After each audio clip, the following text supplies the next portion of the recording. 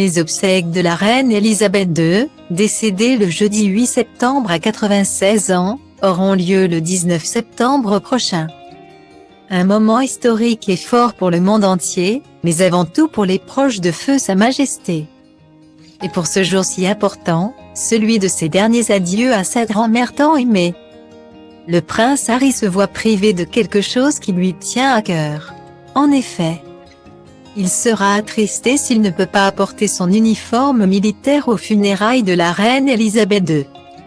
Comme rapporté par page 6, le duc de Sussex a été déchu de ses titres militaires lorsqu'il a quitté la vie royale en 2021 et a déménagé en Californie avec sa femme, Meghan Markle. Le reste des hommes de sa famille porteront l'uniforme complet aux funérailles du monarque à l'abbaye de Westminster le 19 septembre.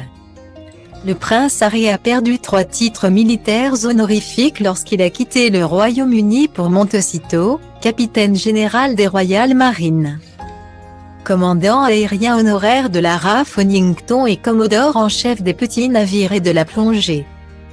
Le duc et la duchesse de Sussex ont confirmé à Sa Majesté la reine qu'ils ne reviendront pas en tant que membres actifs de la famille royale, déclarait le palais dans un communiqué à l'époque.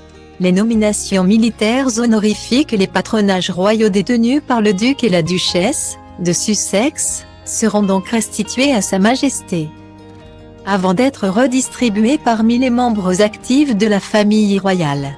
En 2021, pour les funérailles du prince Philippe, la souveraine avait décidé que toute la famille se rendrait à l'enterrement en civil, permettant d'éviter de trancher sur le droit d'Harry et Andrew à porter l'uniforme. Néanmoins, un autre membre de la Royal Family sera dans le même cas que le prince Harry. Il s'agit bien sûr du prince Andrew, en disgrâce depuis que son nom a été entaché d'une affaire judiciaire. Il a été obligé de quitter la vie publique après avoir été accusé par Virginia Giuffre d'agression sexuelle. Privé de rôle royal, le père d'Eugénie et Béatrice, qui aura un rôle important auprès du roi Charles III, ne portera pas l'uniforme militaire lors des cérémonies en hommage à sa mère, a indiqué l'AFP.